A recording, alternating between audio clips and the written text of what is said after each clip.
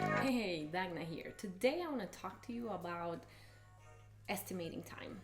It's a super important task and it's very hard to get right at the very beginning of your career, but it's super important. It's massively important on the one hand for the company objectives to be met on time, and when code is delivered on a timely basis, then it can get shipped to the clients get their features in a timely manner, which is great for the company. On the second hand, it's also important to get the time estimation right for your own sanity and preventing burnout. So that's what we're going to be talking about today.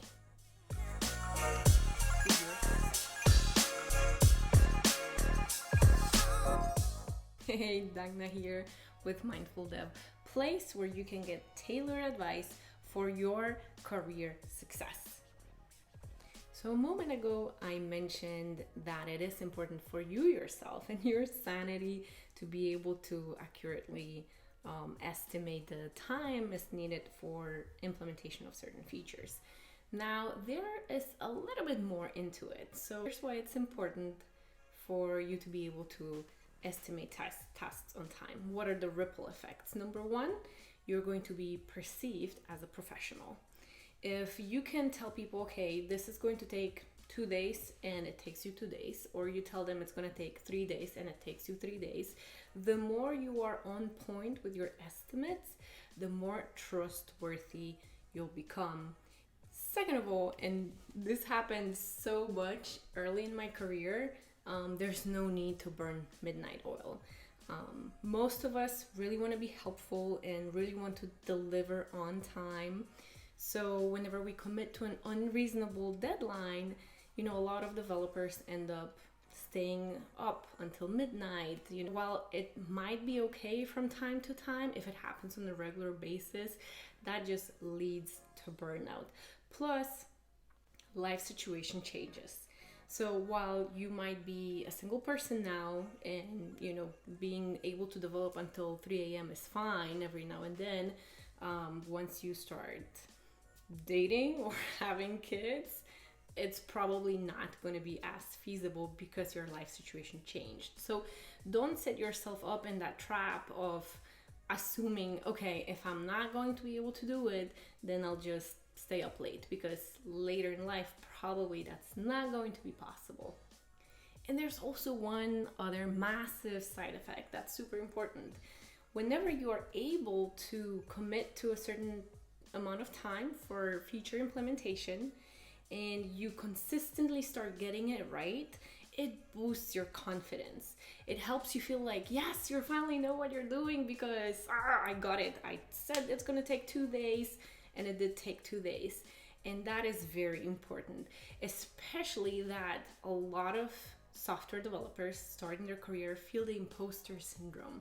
So building the confidence and focusing on building confidence in timely delivery is key to leaving the imposter syndrome behind. So let's dive right in what those 7 things are. Number 1 is research. Number 2 is meetings. Number 3, dependencies. Number 4, the implementation of the feature. Number 5, writing tests or testing the code out. Then peer reviews and improvements after the review. And 7 is other obligations. So let's dive in every single category. Number 1, research. Whenever you are asked to implement an additional feature to the code base that you're already working at, one thing you need to do is dive into the code and see how things have been implemented around that feature, where you need to plug it in, what you need to change.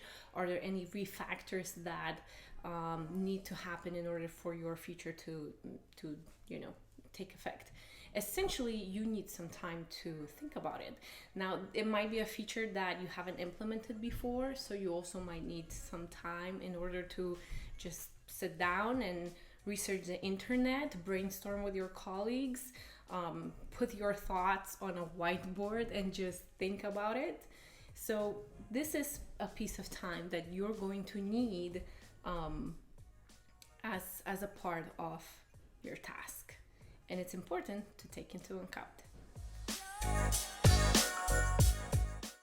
The second element is meetings. Whenever you work in a company, or even if you're a freelancer, you have to meet with your client or other potential clients. Essentially what happens is whenever you're in a meeting, you are not implementing the feature that you're working on. So if you commit, let's say, 3 days to implement something, a small feature, but you have half a day of worth of training the next day, then the implementation of the feature is not going to happen because you need to attend that meeting. The third element is dependencies. So let's say you are creating a web app and you're waiting on the designer to provide you with all the icons. Now, the designer that you're working with, your team is working with on implementation of the features, is probably essentially having his own set of priorities, and your feature might not be, as high on their priority list as it is on yours.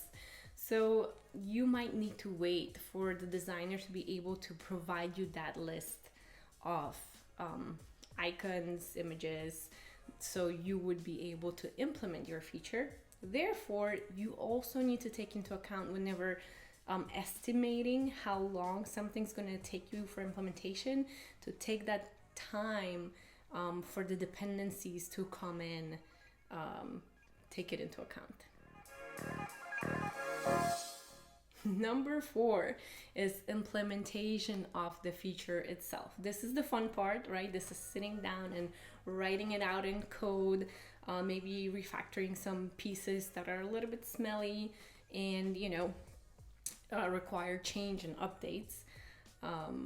And most of developers that are starting out, initially, whenever they're planning a feature, they just think about this piece, which is one of 7 steps to actually take into account when trying to figure out a deadline.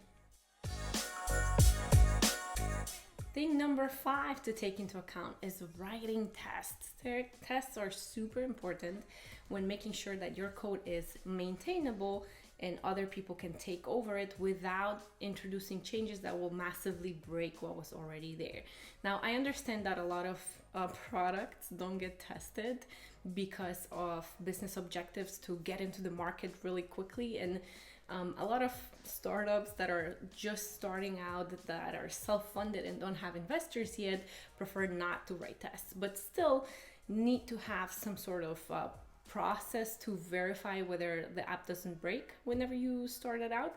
So even if you're not writing tests, you need to take into account that there is a QA process, that someone has to go into the app, click through, and it's going to take them some time to test different scenarios and make sure that your code is not introducing breaking changes. The 6th step is peer review, essentially having someone else look at your code, see if it's cohesive, if it makes sense, if it's understandable, if if it follows the same patterns that are already in the code base that you're working with, and improvements after the review. Now, your peer reviewer also, remember, they have their own list of priorities in mind, and so it might happen that the peer review that you're asking for is not going to happen right the second you asked for it. So what happens is that makes, extends the time that it takes to actually implement a feature, and that's something worth taking into account whenever planning, whenever giving out time estimates on whether it's going to take you, small amount of time, or if you need bigger amount of time. Also, if your peer reviewer comes up with some worthy changes that you might want to rethink how you structure your code, or change certain elements of how you've written it to make it easier for other people to maintain it and to make it more maintainable, the code base, that's going to take a little bit of time as well. The 7th thing is other obligations. So whenever life happens, and some situation happens, like you have a visit with your dentist planned for next week, and that means that you're going to take half a day off, right, just to go to the dentist, get your teeth cleaned or whatever. And this is also something that is going to impact the time that you have for implementation of your feature. So life happens, and if you have already certain plans, keep that in mind for planning purposes, so that you have enough of the time buffer to account for whenever planning your feature.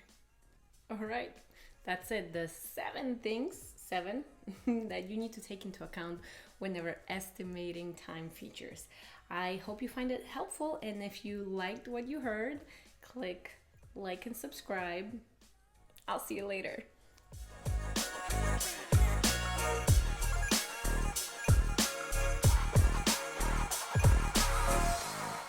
Cheers to your success.